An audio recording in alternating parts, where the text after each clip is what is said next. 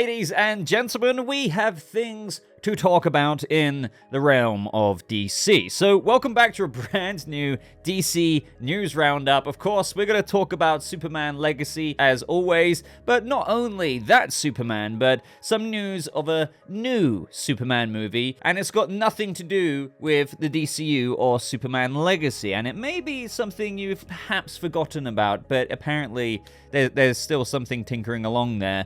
And of course, we've got other things to talk about with the Batman Part 2, DC characters like Superman entering the public domain. A lot of you have wanted me to talk about that one, because my god, what are we going to get coming out of that? And all kinds of tidbits in the land of DC. So let's just get right into this. So, something I wanted to get out of the way first. We have Deadline reporting that also from Warner Brothers and DC, Aquaman and the Lost Kingdom's Triton summoned a $9.5 million overseas weekend from 78 markets, pushing it to $282 million offshore, and lo and behold, a $396.2 million global box office. So now on its way to a $400 million worldwide. Let me just say, first of all, this isn't something I feel like should be celebrated about in like the traditional sense, because obviously, you know, when you spend hundreds of millions of dollars on the budget of a movie, including marketing, you know, you kind of want to see more than $400 million in the box office, right? Especially given that they don't keep every ounce of profit from that of the ticket sales from the theaters. But hey, it needs to be acknowledged in another way of celebration, I suppose, that it has beaten Black Adam's $393 million. Some people didn't necessarily think that it would beat Black Adam, and I do have to say though, Black Adam didn't have a release in China, so it would have got more than 393. But you know, at the end of the day, regardless, it looks like Aquaman 2 is indeed shaping up to be the first DCEU movie since the original Aquaman movie release to surpass $400 million in the global box office run. It hasn't quite done it yet, but I feel like it's going to now. And regardless, even if it somehow didn't, it's already made the most money out of all of the previous DCEU movies since the first Aquaman. And let me just remind you, since the first Aquaman, we have had Shazam, Birds of Prey, Wonder Woman 84, The Suicide Squad, Black Adam, Shazam Fury of the Gods, The Flash, Blue Beetle. It's been all of those. So yes, it's just interesting to watch unfold. Now, one thing to be said about a few of those movie releases, such as Birds of Prey, same thing with Wonder Woman here, they released during COVID. Like, Birds of Prey was 2020, so obviously they didn't do as well as they should have done. Obviously, The Suicide Squad is in there as well, but one thing I just want to take out of this when looking back on these movies, like Shazam, looking back at that, it made $367 million worldwide, and while that's not, you know, astronomically great of what you would want from a comic book movie, it had a budget of $100 million. So it just made me think of the idea of, I think I can speak for a lot of people in where we need more comic book movies with budgets like Shazam, whereas Aquaman 2, yes, granted it's made the most money since the first Aquaman movie in the DCEU, it still had a budget of $205 million. So they're really not, you know, with the $396 million or whatever they're on right now, going to make much money, if at all, when everything is said and done. What do you guys think? Do you think comic book movies do need an absolutely massive, crazy-ass budget? Or do you think success can be had with, you know, somewhere around 100 million, 130 or so million, something like that? And as a result of that, let me know what you think the budget of DC Studios movies should be. But up next in today's video, as I was making this, I just wanted to include this in here with regards to Superman Legacy. And James Gunn uploaded this, as per what you're seeing on screen right now, to his Instagram. And I think most people can kind of guess where this location will be, and we know it's basically for Superman Legacy because we know that Gunn has been scouting locations for Superman Legacy recently, and I believe it was revealed that one of the locations was Norway, and this may very well be that place. So yeah, I think David Corenswet, and possibly, I don't know if he brings Lois there, I mean, who knows what's going on, really. It's going to be very cold standing in this very cold Norway-esque looking location, but I am very happy that James Gunn, as per what he's confirmed before, will be shooting all around the world, not just the sound stages in Atlanta. And, the Fortress of Solitude looks like it's going to be here, at least like the outside locations versus possibly, the actual set that they've built somewhere. Maybe even in Atlanta. I'm very, very happy about the on-location shooting. It will really add that authentic feel compared to green screens. And I think that's great. One of my favorite movie trilogies of all time is Peter Jackson's The Lord of the Rings. And not only is it because of Lord of the Rings, but it reflects a time of pre-production, production that just doesn't really happen as much anymore. I'm not saying they're going to build the Fortress of Solitude in Norway. I'm not saying that, but I'm just trying to say that the Lord of the Rings trilogy compared to that of the Hobbit trilogy, there's one big difference, and that is the use of practical versus what kind of goes on these days. And any little slither of on-location stuff that you can get, it will add that aspect and extra layer of authenticity that will make the film just that much better, even if just in a visual way, as opposed to just standing in front of a green screen, if you know what I mean. I'm not saying that Superman Legacy won't have green screen stuff. Of course it will at certain points or whatever. But yeah, just let me know what you think of that. I'm sure we're going to get more teasers as we get closer and closer to March because, guys, it's crazy. It's like January 22nd as of making this video right now, and you're probably seeing it today as well. We're not far away at all. Like, before you know it, February's going to be over, and boom, we are in March, baby. Let me know your hopes for locations, the Fortress of Solitude, the design for it, any things on your wish list. I love reading all of your comments, so let me know down in that comment section. But in other Superman movie news, wait, what? There's another Superman movie? Yes, you may have forgotten about it. And I don't blame you, because this has been in development for freaking ages. Well, James Gunn gave us an update with regards to this user asking him on Threads, saying, is the J.J. Abrams Superman Elseworlds project still in development? And he replied simply, yes. Now, this isn't mind-blowing news, but I think it will be news to some people because I believe it was reported as well that this project was dead. I also don't blame people for believing that as well because it's been in development for so long, as we just said. But not only that, out of that massive bag that J.J. Abrams and his, company, Bad Robot Productions, got from Warner Brothers with that deal, and we're talking in the hundreds of millions of dollars, in where nothing was made. Constantine, Madame X, Zatanna, Justice League Dark, and Demimonde, or whatever else he was trying to do with that deal, nothing came to fruition. It's like, my God, that guy got a deal, made nothing, and, walked away, is what a lot of people say. But one of the things that is technically from his days of securing that bag and what Warner Brothers wanted him to do was deliver on this Superman Elseworlds project. And that still seems to be the case, according to the head of DC Studios himself. Now, for those of you who may be hazy on the details here, yes, J.J. Abrams and the writer for the movie is Ta-Nehisi Coates. They are doing a Superman movie, but it's in an Elseworlds universe. So you can label it similar to that of, or exactly kind of likened to that of Todd Phillips' Joker, Joker 2 for Leah Durr, Matt Reeves is the Batman. They're trying to also get Keanu Reeves' Constantine sequel off the ground, but obviously that hasn't got the green light yet either because, they're still in the development stage, just like this Superman Elseworlds project.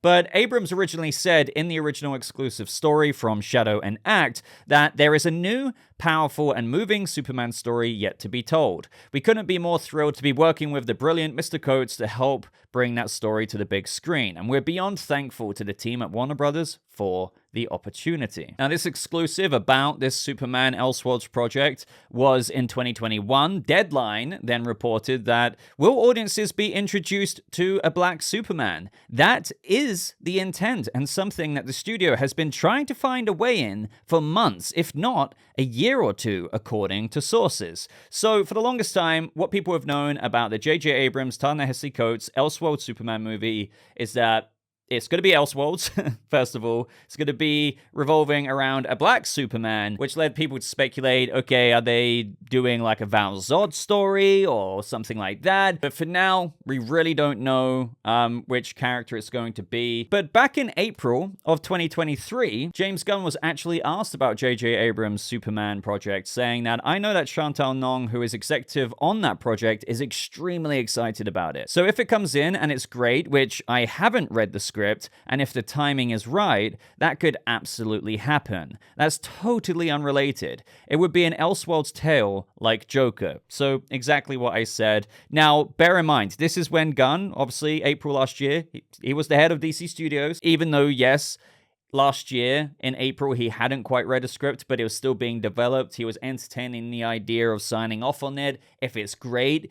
But just because it's being developed doesn't mean it's got the green light. You can look at that in the same way as the Constantine sequel with Keanu Reeves. They're working on it, the script is being penned, but it doesn't mean that the head of DC Studios and Peter Safran is going to sign off on it. But will it make it past the green light? Will it get, bankrolled and into pre-production and then production? I don't know. It's really, really hard to say. I already know that some people are going to be like, really? They're working on an Elseworlds Superman movie while they're trying to launch a new DCU Superman movie? My voice is breaking now, oh my god. But firstly, I don't think they'll come out at a similar time. That's number one. Number two, I think with DC's new approach, it's all about story. And with this Elseworlds story and iteration of Superman, it will be a new approach and a different approach compared to what they're doing with the DCU. And that'll be made explicitly clear. And I stand by this. I don't think the general audience are going to be confused with the DCU Batman compared to Matt Reeves' very distinctively styled differently, the Batman universe. So I don't think we should kind of be like, what's going on, when you've got a David Corenswet Superman over here in the DCU and an Elseworlds story about quite a different iteration and take on Superman over here with whatever J.J. Abrams and Ta-Nehisi Coates are trying to achieve there. Bottom line is, all I'm trying to say is it's something audiences can still enjoy and appreciate and can be quite distinctively different from that of a cinematic universe feeling movie. But let me know if you agree or disagree. I mean, I'm not saying I'm dying to see this. I'm also not massively enthusiastic about J.J. Abrams. I mean, I don't dislike him. I think his movies are entertaining, but I find the writing in a lot of his movies aren't that great. Not that he necessarily writes every single last part of it, but you know what I mean. If you kind of know about J.J. Abrams, obviously he's successful for a reason. I'm not denying that. I don't know if I would want him to handle kind of like my DC movies, if you know what I mean, a bit selfishly there, but you might completely disagree with me. But anyway, moving on, let's now talk about the story with the Batman Part 2, with regards to some of the latest rumors about what the heck is going on with the Batman Part 2, when does it start filming? So, first of all, let me point you towards what recently was said from Jeffrey Wright, in where he got interviewed by Entertainment Tonight, and he said as follows: "You've seen as much of a script as I have at this point. I don't want to jump ahead. I just want to go forward with it." And then when being asked a bit about his role and stuff for Part 2, he says, well, clearly, I'm Lieutenant Gordon at the end of the film, the first film, so we may be moving up in those ranks, I suppose. But I haven't seen anything yet. Now, obviously, we can't, just to interject it, take too much out of that before anyone screams Commissioner Gordon. He could go from lieutenant to like captain or something like that. I don't know. It's just that he could have had conversations with Matt Reeves, though, and where the character could be going next, still without having seen the script. So you could take this as a clue, or maybe truly just Jeffrey Wright's speculation. He says, I'm being patient, letting director Matt Reeves do his thing, which is going to be magical and wonderful, and looking forward to diving back into it when the time comes. So the reason why I read that out is not only because of, some new comments from Jeffrey Wright, but with what he said there, in conjunction with the rumors from various people out there reporting that the Batman Part 2 won't start filming until August of this year, people are panicking a bit. Now, I have made a video I think it was like a month or so ago, talking about what is going on with the Batman Part 2. Just to kind of clear up, okay, so here's the process, here's what happened with the strikes. If we realistically look at this, and this, I've also heard something through the grapevine, which this August date is not something that I've heard. However, when I say that it's highly unlikely that the Batman Part 2 will meet the March filming date, I was thinking of somewhere in the ballpark of, May, June, July. August, never say never. This is ultimately a rumor. Nothing. Absolutely, I need to get this into everyone's heads. Nothing has been confirmed officially out there with regards to August. But I would say at this point, don't expect for the Batman Part 2's production to be kicking off in March, the same month as Superman Legacy, where they've got, miles and miles of progress on the Batman Part 2, where as far as we're aware right now, the script hasn't been officially turned in, with, if that happened, casting would be very, very soon to follow, and they'd want to ramp things up to try and meet that October release date. Now, speaking of, let's just entertain the August filming date rumor. Will that cause a delay? Well, possibly. The reason being, if the script is, basically almost done right now, they still need to start everything with casting and the actual pre-production side of things, with building the necessary sets that they have planned. Just basically, a lot of balls need to start rolling before you can actually achieve the filming date that you want. So that's why that might have got pushed back a bit. But if there was a delay, ultimately, with any release date month, even if it was June, July, that could cause a little bit of a delay for the release date. I don't think a delay akin to that of the original delay for the first movie from October 2021 to March of 2022 would be happening. I don't think we're going to get like an October 2025 to March 2026 delay, even if it does start filming in June, well, just sometime around summer this year instead of March. If it does start filming around summer of this year, let's just say June, July, they would still have around about almost a year of post-production, which is why I think if it does start filming in the summer, the release date delay could, I don't see why they can't move it back from October to like maybe November or maybe even December. I don't see why they would have to push it all the way back to March of 2026. But ultimately, I'm not going to put all of my eggs into one basket because we need official word on this. But honestly, as I keep saying, every day that ticks by, every time we go to sleep and wake up the next day is another day we're getting closer to official news, because it is long overdue. And honestly, within the next couple of months, we should have absolutely have heard something. And regardless, we're going to be hearing about casting the main villain at some point, because that script has to be basically done any week now, kind of thing. It's just we haven't got it just yet, but soon. But I wouldn't panic. Don't panic right now, anyone. But, with all of that being said, people also started to worry about some other The Batman Part 2 news, and that is surrounding the cinematographer of the first movie, Greg Fraser, and where he said something which concerned a few fans when, I believe it was Robert Meyer Burnett, interviewed him with, I think he said, I know you're doing the Batman 2, and Greg Fraser replied saying, sure, I mean, who knows? With strikes and COVID at this point, I don't know what I'm doing. But ideally, I'd love to do another Batman movie because I love Matt and I love that film. The thing is, this confused quite a few fans with the way Greg Fraser worded that, because after all, Matt Reeves said on Roger Deakins' podcast summer last year that I have had so many wonderful collaborators to work with, and when you find someone who you love working with, you just want to say like, come on, please, let's just keep working together, because this is such a, how much farther can we push it? Reeves said. I've been talking to Greg Fraser about it. I'm trying to write the next movie with my partner. We're doing this thing, and he's like going, let's just push it farther. So again, that was a quote from him on that podcast. It basically confirms he's been talking with Greg Fraser about how much further they can push it with the cinematography in Part 2.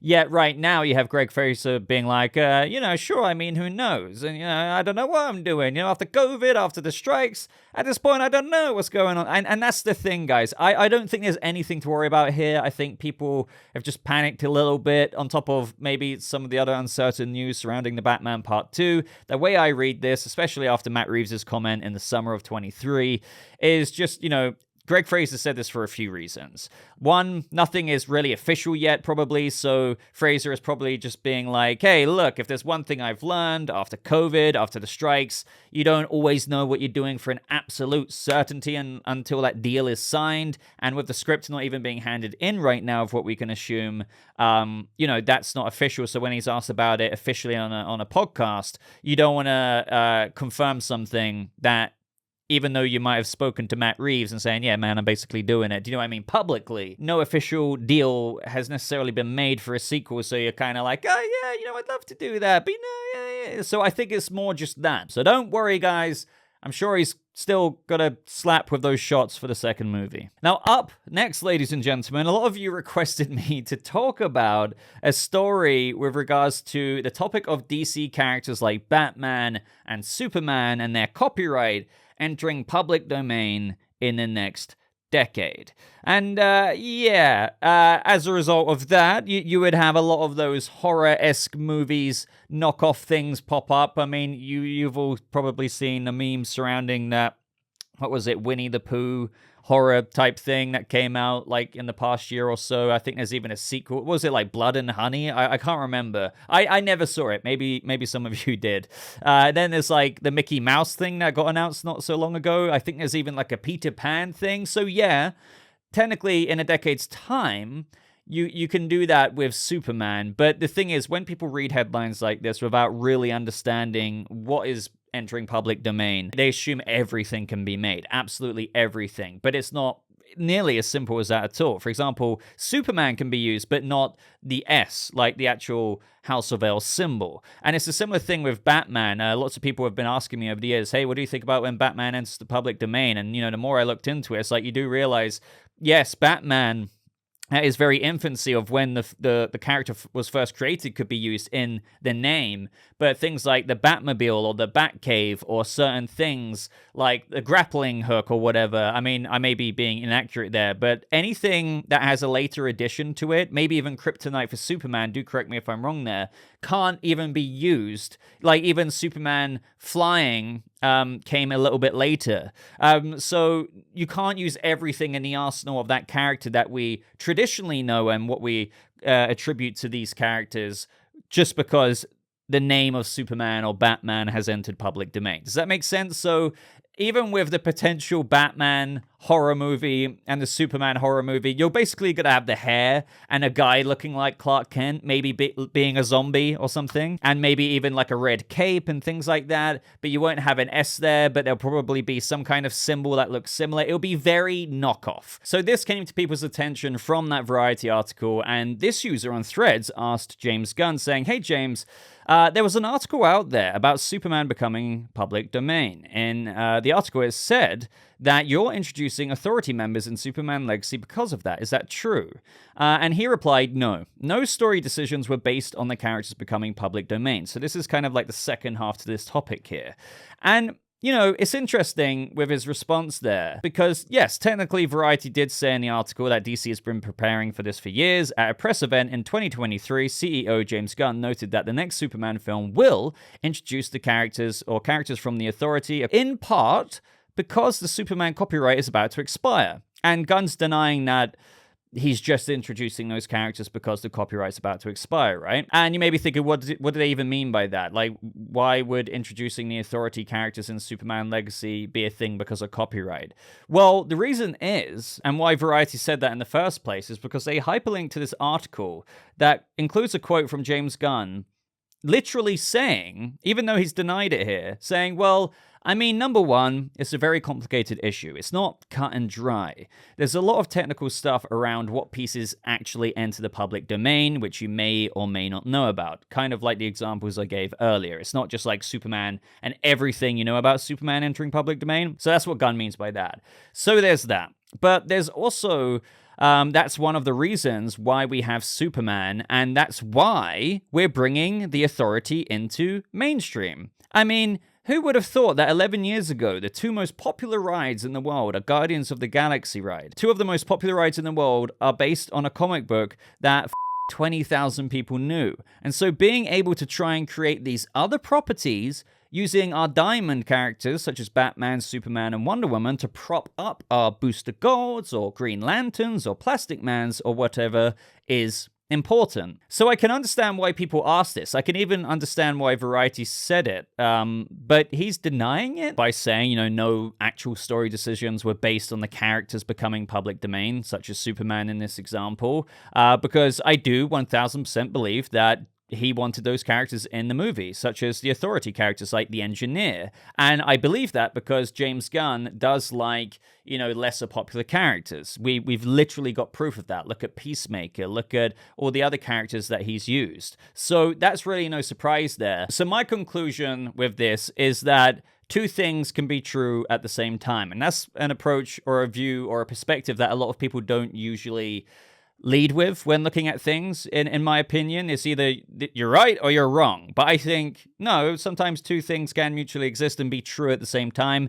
Gunn has said, again, many times before that they want to, use diamond characters to help prop up other characters. Well, lo and behold, you've got the Engineer, maybe even possibly other unannounced Authority members in Superman Legacy, just not the whole team. But lo and behold, that will also help propel them into their own property. And lo and behold, we're getting the Authority movie. But I also believe that he is very interested and loves those characters and wants them in the movie. So it's like, both things can kind of be true there. So I believe Gunn, ultimately, with this whole conversation here that people are having, I believe his response, where he says no story decisions were based on the characters becoming public domain. It's just, yeah, you get what I'm trying to say. So let me know what you think of the whole Superman, Batman, and some other characters, again, only in part entering public domain, and what would you like to see come from that? And I can't wait to see your suggestions, because truly, they're going to look at what they can use to people trying to use the rights of these characters, and they'll do it. But that is everything that I wanted to get to in this video, guys. So let me know your thoughts on everything that we discussed. If you made it this far, I would greatly appreciate it if you took the time out of your day, not only to watch this video, but hit that like button and consider subscribing if you're enjoying the DC coverage. And also, before you go and before I go, do consider checking out my video from Thursday, I believe it was, 5 things I really want to see in Joker 2 Folie à Deux. But I'm going to love you and leave you, so I hope you guys all have a fantastic rest of your day, and I'll see you people of the DCU in the next video. Goodbye.